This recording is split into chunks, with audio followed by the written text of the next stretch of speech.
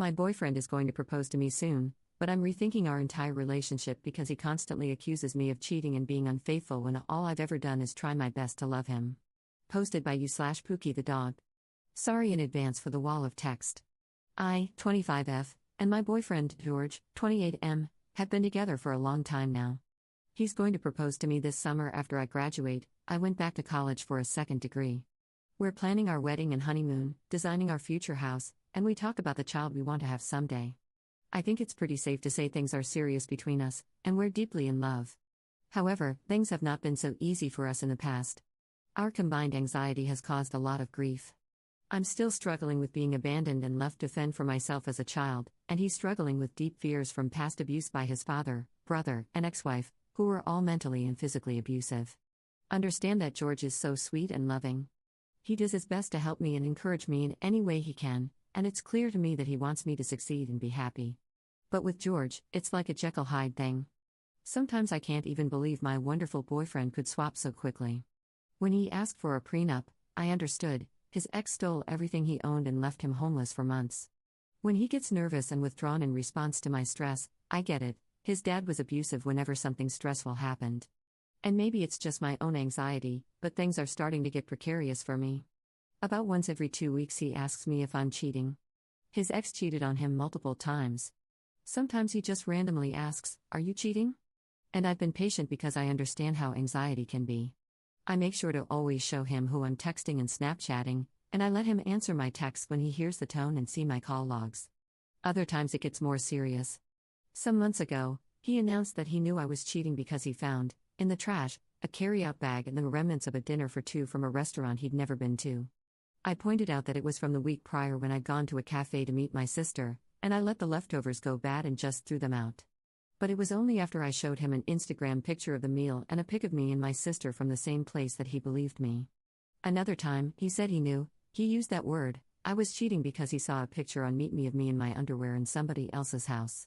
I asked him to show me the picture, and he said it had already been deleted and admitted it was just from the shoulders down. I invited him to look at every piece of underwear that I owned to see if it looked familiar. He admitted, after searching, that the woman had been wearing a black bra, and he remembered I don't own one of those because I like white shirts and they always show underneath. After he remembered, he calmed down. This last time was the most serious of all. I've been stressed due to midterms this past week, and I've been nonstop studying in the library. I always study in the same place, by a window in the library, and he's come along and brought me food and helped me study. When I'm stressed, I can get pretty withdrawn, especially when I've got a lot to do. I noticed he was getting more and more nervous about it, which culminated, I thought, in my accidentally spilling water off my nightstand and swearing up a storm. I said over and over again that it had nothing to do with him, nothing was directed at him, he wasn't even in the room at the time, but he accused me of taking out my stress on him. After that, he was extremely withdrawn and moody. The next day I was boxing things up to send back home to my parents, and I heard music suddenly blaring from the kitchen and found George in there cooking dinner, which is something we always do together. I was in a good mood and tried to join him, but he didn't let me. He kept saying that I needed to stop being rude to him. I had apologized for every wrong he cited against me, but he maintained that he was just tired of my behavior and, in my mind, it felt like he was deliberately holding on to those past wrongs. This eventually led to a pretty huge fight, where I shouted at him that he was making my life hell right now on top of all my other stress, and he called me a CNT and a stupid bitch. I responded by calling him a childish jerk. He ran out the door to go buy cigarettes down the block, and I left too, and headed back to the library. I stayed there until 2 a.m., studying. When I got home, the first thing I noticed was that the front window was shattered. This scared the hell out of me. George has thrown things and broken things before, never at me, never my stuff, so I was afraid of what kind of mood he was in. I went inside and he was still awake, waiting for me. I didn't say anything to him, it was very late, I was tired, and I had an exam in the morning. So I took a shower to help me sleep, changed into my PJs, and prepared a bed on the couch because I didn't want to be near him. As I was settling in, he walked in and demanded to know why there's something white on my underwear. I couldn't even believe what I was hearing. He showed me my underwear, and it was so ridiculous, because he knew I'd been dealing with a yeast infection these past few days, which causes white discharge and requires whitish medication. The stuff on my underwear was so obviously not what he thought it was, but he absolutely believed it was. So we fought. I brought up the yeast infection and he seemed to realize that I was right because he immediately abandoned that argument and switched to how I'd been disrespecting him this past week, and he wouldn't stand for it anymore. I asked how I'd been disrespecting him. He brought up how I didn't walk him out of the library the times he'd joined me there. I pointed out that he always needs to leave before I'm done studying, so I want to stay and keep studying, and I think that's reasonable. He said I was ungrateful for his bringing me food and flashcards in the library. I said that I do remember thanking him, and he finally admitted that he was grasping at straws but that he did feel disrespected. I said that it was his anxiety, and I asked him to please realize that. I tried to remind him that we're best friends and we love each other, and I would never do anything to try and hurt him, but he snidely told me to go talk to my therapist about it. He doesn't believe in therapy. He wouldn't stop yelling until I hid under the covers, plugged my ears, and started crying. Then he shouted that I'm not a victim and finally left me alone, but my anxiety kept me up all night, and I ended up failing one of my tests the next day because I was so tired and my eyes were so grainy from crying. By the next afternoon, we were back on speaking terms. He admitted that he knew there wasn't white bodily fluids from another man on my underwear, because he drove by the library a few times and saw me studying there in the window where I always study.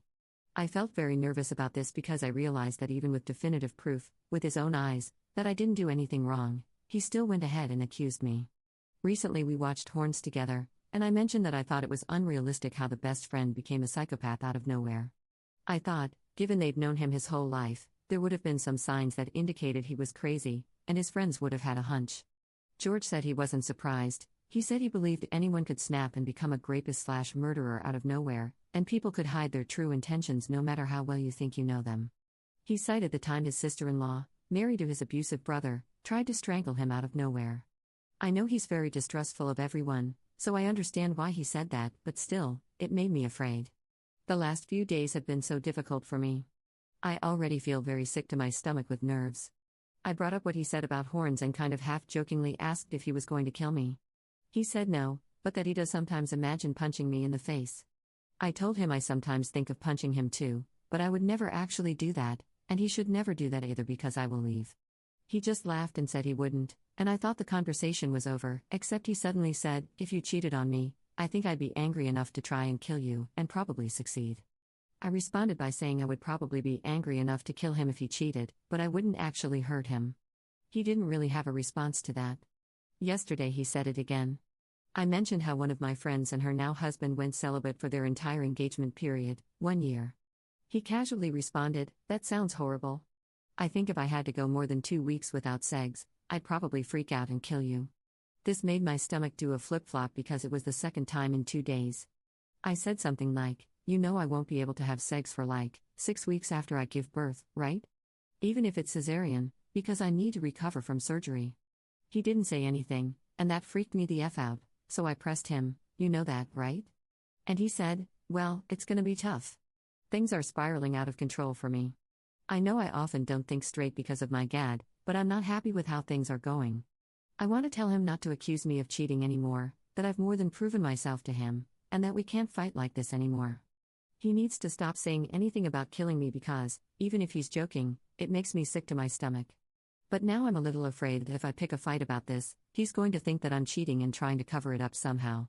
Further, I'm worried that if I can't account for every minute we're apart, like cameras following me everywhere, then one day, if my phone dies, or if I get stuck in traffic, or if some male co-worker greets me inappropriately against my will, George will believe I'm cheating, and possibly kill me? /relevant comments. Commenter. I read this sub religiously and have for many years. This is probably the scariest thing I've read. This dude is going to kill you. I'm not kidding, you seriously need to get out of this relationship and get far, far, far away from this man. He is horrifying. Commenter 2.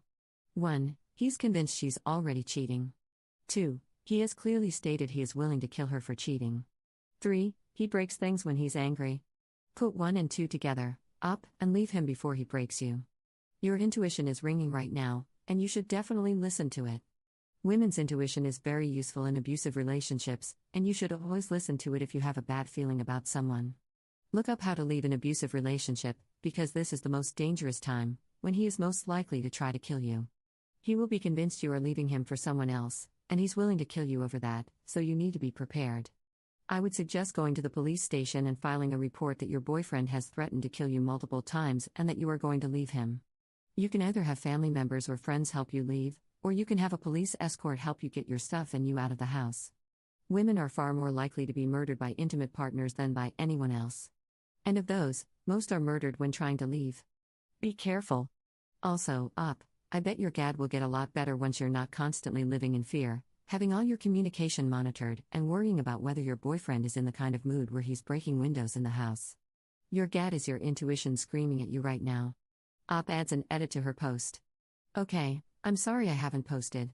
I've read your comments, mostly, and they didn't do anything to get rid of my fears. Just know that I've got the flu, I'm in the hospital, and so I'm safe, but miserable, lol, and seriously reconsidering my life choices. I'll try to respond properly when I can. I'm on mobile, and it sucks. Update 8 days later. The last few days have been very hard overall. I haven't gotten much sleep. I was way too busy driving and moving and planning and running and making life decisions and crying and pretending to be normal. My worldly possessions have been reduced to what I could stuff into my old cross-country duffel bag. My dogs are traumatized to the point that one of them is now fear-biting and cries whenever I'm not in direct contact with her, and the other is expelling toxic waste out of both ends. And I'm simply no longer recognizable as the person I was, physically and mentally. Never in a million years did I think I'd end up in this place. Everything was pulled right out from under me, and it's like I woke up in someone else's effed up life. But I'm alive, and that cancels out any of my irrelevant complaints. Last week, I got back from the hospital after a really nasty stomach bug, which I thought was the flu. I collapsed on the couch to sweat it out. I was in a lot of pain, but I still dragged myself to the store to get ginger ale and sports drinks because I didn't want to ask George to do it for me. I realized I needed to appease him however I could until I could figure out a plan, because the Reddit responses scared me and I decided I needed to get away. As soon as I got home, George poured me a glass of orange juice and told me to drink until I threw up. I explained the doctor's orders, but he insisted that enough orange juice would make me throw up or give me diarrhea and that would flush my system and get the toxins out. As unpleasant as throwing up, again, sounded, because I was really dizzy and weak, I decided to try the orange juice. All it did was burn my scratched-up throat and it didn't help settle my stomach, so I stopped drinking it and started drinking ginger ale. He got seriously annoyed by that and kept insisting I drink the orange juice. I told him that it burned my throat, and he said, "Well, your throat's just gonna burn anyways." No idea what that meant. He then asked me where my phone was. Apparently, he wanted to put on some music. I had no idea where it was, but as he started a full-on investigation for it, I remembered I'd had my r/relationships post open on Reddit at the hospital, but I had a mild fever and I couldn't remember whether or not I had closed it. A few people warned me what might happen if he saw my post, and all those warnings jumped right to the front of my mind. I've been in some pretty intense situations before, but I've never felt anything like the pure, unadulterated terror of lying there waiting to see if my psycho boyfriend would find my phone and find out what I'd written. I thought about trying to find it before he got to it or casually trying to discourage him from looking, but I knew he'd be suspicious if I suddenly jumped up at the mention of my phone. In fact, I realized that if I reacted at all, he'd be suspicious enough to probably search until he found something incriminating, and it didn't matter how well I covered my tracks, eventually, he'd settle for something to be mad about. So I had to just lie there, pretending not to panic as he dug through my purse, my backpack, my car, twice. Finally, he called my phone and there wasn't any ring, and I remembered I'd put it on vibrate in the doctor's office. I thought I was saved for about 5 seconds, but then he went and turned off the noisy air purifier, so there was absolute silence, and called again, and I could hear my phone vibrating. He found it in my jacket pocket, and I swear to God I've never seen anything more beautiful than my tiny blank home screen reflected in his glasses. He put on music and shut himself in the computer room. After an hour or so, I passed out. When I woke up, it was still nighttime, and he was sitting across from me drinking a beer, and the first thing he said was that apparently his parents were giving away all his childhood things. I guess he called home while I was asleep. I told him I was sorry to hear that. I could see he was in a really bad mood, but I was ill enough and scared enough that I didn't care at that moment. I just wanted to go back to sleep. He told me again to drink the orange juice. I explained again about how it burned and didn't help my stomach like the ginger ale, and he said something like, "Sometimes I think people refuse to do things purposefully because I ask them to. Like maybe I should just tell people to do the opposite of what I want, so they'll actually do something good for themselves. And I really am scared of him because I don't know what he's going to do to me." So I drank the effing orange juice, and I tried to throw up, and that was the absolute worst pain I've experienced in a long time. It felt like someone stabbed me in the sternum. I actually cried a little and got one of those mini blackouts you get when you sit up too fast in the morning. George was standing there while I retched in the tub, and at one point, he did put his hand on my shoulder and ask if I was okay, but he didn't stick around and wait for me to regain my composure. He left the bathroom, and when I found him again, he was on the computer watching YouTube videos. He didn't say anything to me the rest of that night, and when I told him good night, he didn't respond. I decide I'm going to wake up early and go straight to my therapist. I never want to feel that fear or helplessness again, over anything, least of all whether or not I closed a stupid app on my phone. As soon as the center is open, I go to my therapist for a crisis walk-in and tell him everything. He confirms that George's behavior is troubling. I say I'm scared and that I need help, and he gets me in touch with a victims of domestic violence thing that's apparently set up by the university. I hate that all of those words now apply to me, and even as I write this, I still don't think they're accurate. I don't feel like a victim of domestic violence. But I guess I am. The next 24 hours after I approached my therapist were the most painful, barring Monday, when I had to give up my dogs. The police were called, and I knew there was absolutely no going back once that happened, because George hated the police and he would never, ever forgive me for telling any of this to my therapist.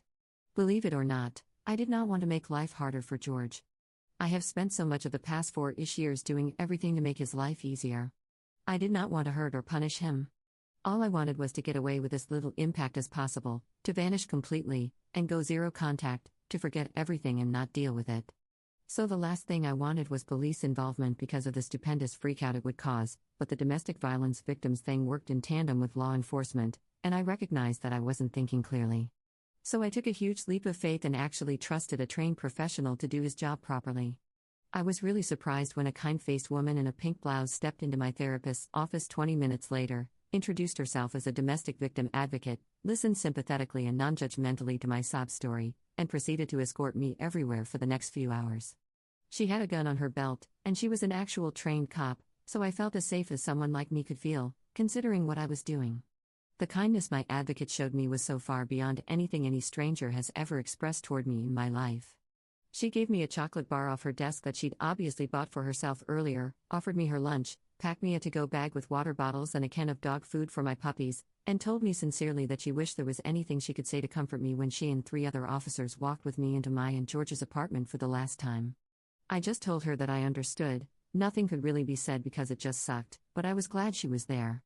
I threw clothes, a few pictures, some papers, my travel toothbrush, and my phone charger into a bag and pretty much sobbed more hysterically than I thought any sane person could ever sob.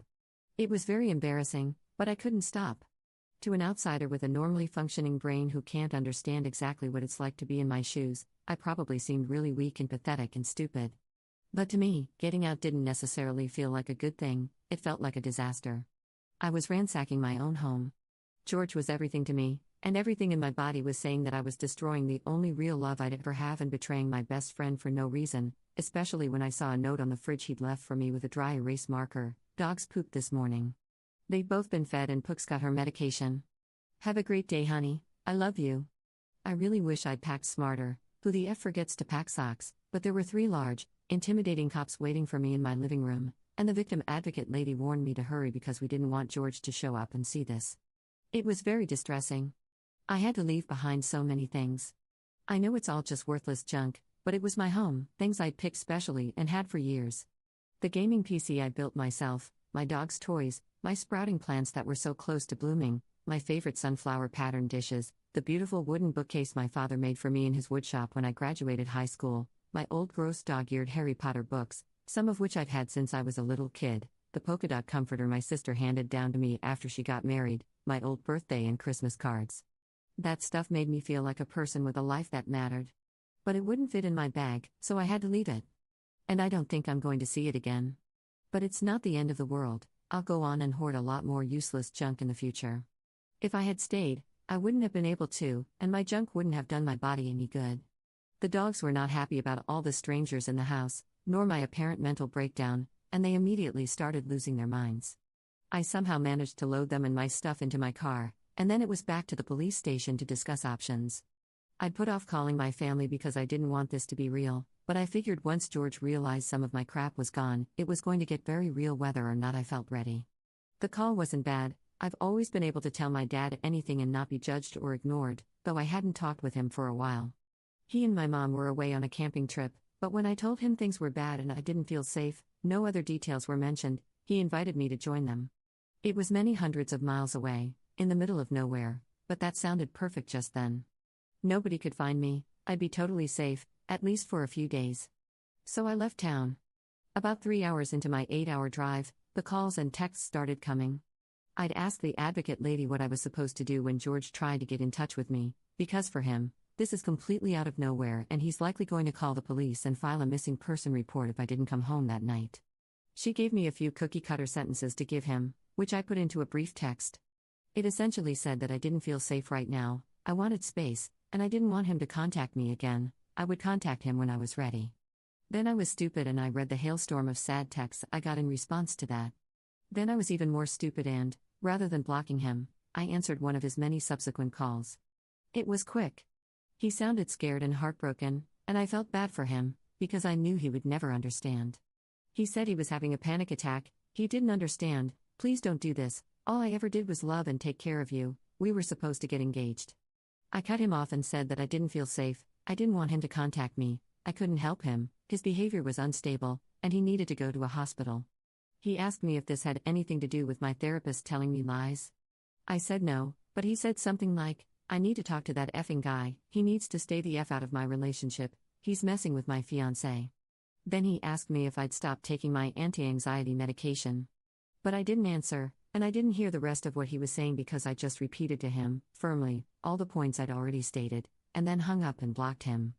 I then called my therapist to let him know that he might be in danger. The police got involved again, and when George made a threatening call to the center 5 minutes later, the whole place was put on lockdown. I'm not sure exactly what happened or what he said, but I think my therapist had to have a cop escort him home, and George was told not to contact me or the center unless he wanted to be arrested. So I endangered a whole building full of wonderful people who have only ever helped me and deprived others of their therapy sessions that day. What if somebody else had been in crisis and needed help? Just one more thing I can think about when I'm falling asleep at night. My parents aren't touchy-feely, but my dad let me hug him and cry on his shoulder for about 30 seconds and then cheerfully pretended like nothing was wrong.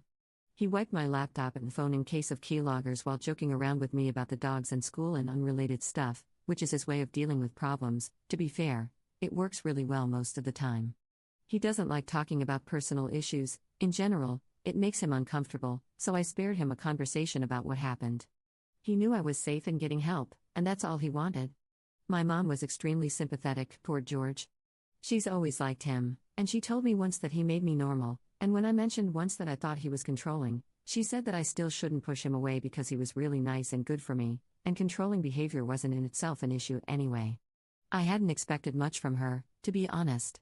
This was the woman who'd abandoned me in parked cars and her friends' empty houses so she could go to work, which she very obviously loves more than her family, to the point of being extremely unhealthy. My dad was at the time working all night and sleeping during the day and only changed jobs when I was in my early teens. Also from her came such gems as, tampons are for bad non-virgin girls. Note, my mother is a rabid atheist, so what the F, and writing is a hobby, not a job, don't waste your time studying that, and I've never been surprised that your sister has more friends than you. To my sister, she always said I was prettier and skinnier, so nobody won. She grew up in a severely impoverished third world country, orphaned at 10, and spent most of her adolescence and early 20s married to a Hell's Angel who tried to stab her when she finally left, so there are huge cultural, lingual, and emotional gaps between us. I love and appreciate her, but I generally try not to take her advice. Still, I was really hurt by the whole conversation. She kept mentioning how smart and kind George was, asking for a blow-by-blow account of what really happened, suggesting that I got it wrong, trying to puzzle through his delusions, wishing she could help him, feeling sorry for him, and wondering if she could talk to him. Maybe convince him to go to a hospital. I explained over and over that we couldn't help because he didn't believe there was a problem, and even if he did go into treatment, I wasn't going to risk going back. She really wanted me to stick with him and support him through these troubling times. To me in my situation, she said, I'm glad you weren't killed. Literally, that's it. I had to get back to my life. I was warned the place they were putting me didn't allow pets. My parents were busy and couldn't take my dogs, so I ended up having to think about whether or not I could afford to kennel them until graduation, or if it would be easier on them if I found them new homes. I'm selfish enough that I didn't entertain rehoming them for long. I did not want to lose my dogs. I could lose everything else, but if I lost them, I'd die. They were my babies. They used to sleep in my bed before George kicked them out, and they were the only ones I could cuddle and cry on during this whole nightmare. They were my strongest emotional support. So I swallowed my pride and called Sarah, a friend I've known for a couple of years now.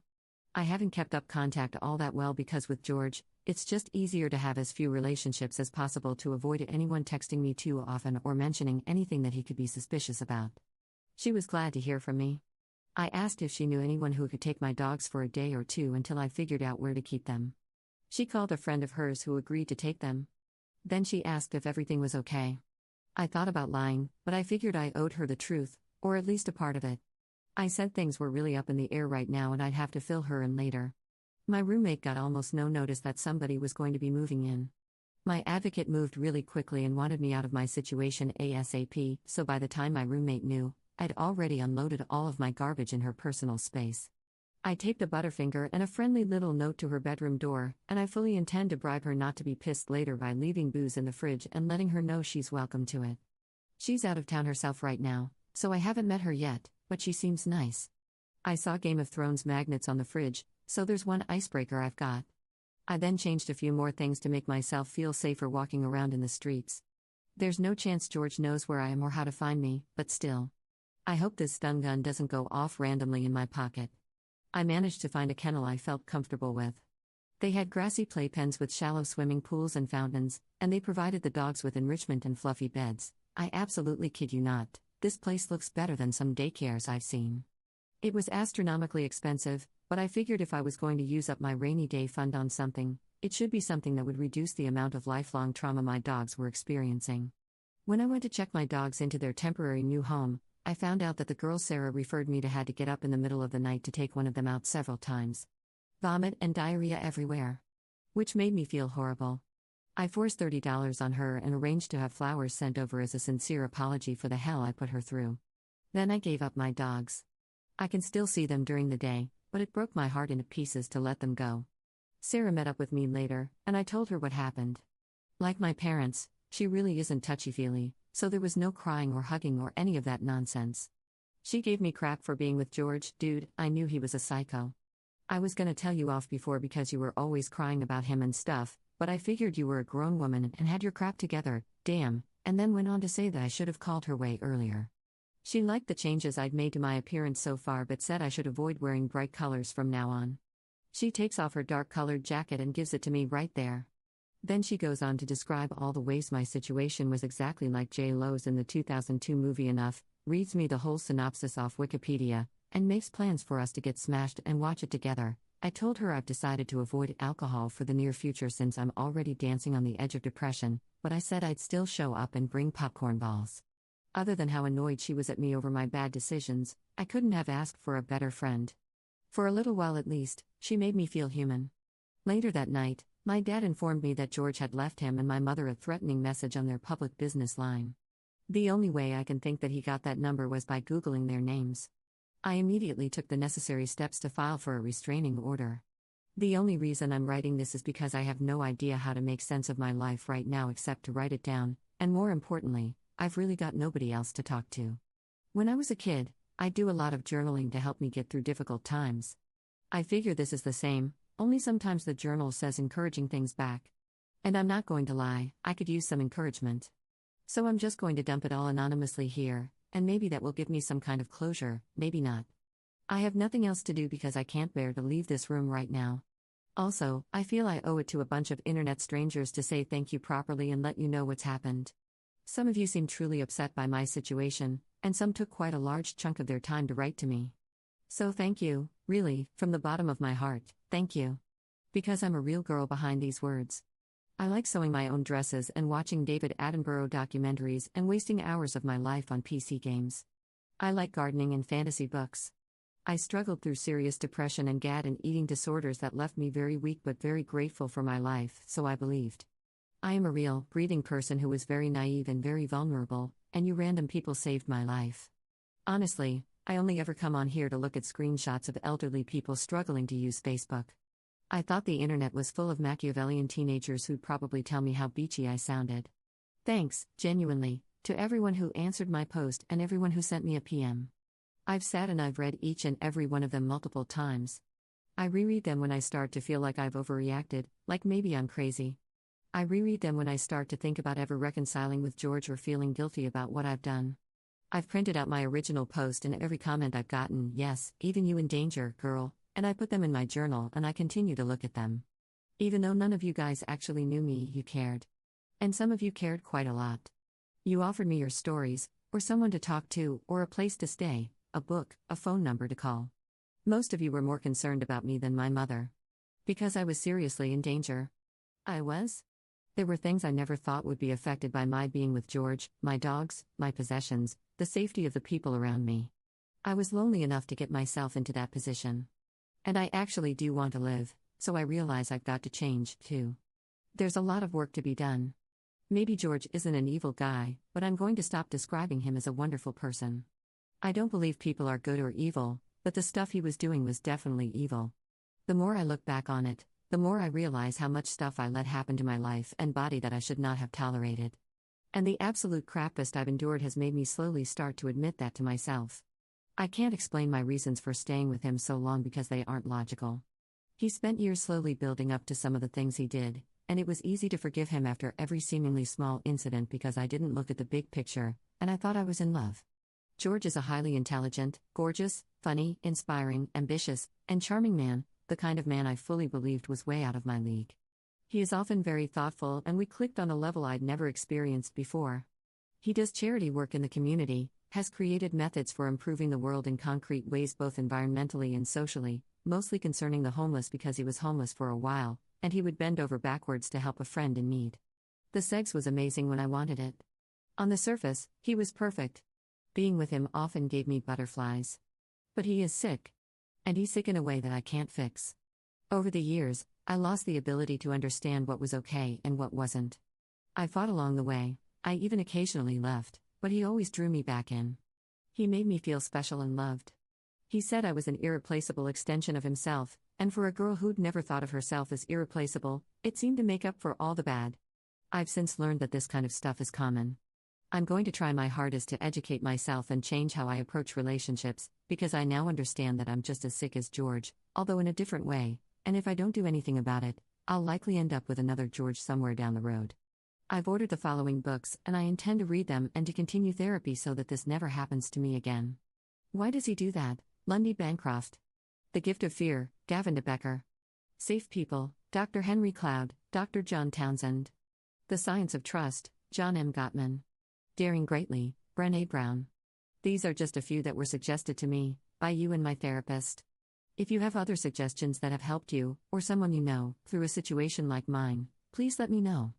In the past few days, I felt a huge upwelling of pure gratefulness for being alive. There are still a lot of things I need to deal with, but I've got a lot of support moving forward, along with a victim advocate. My university provides free legal counsel. So I think I'm going to be okay.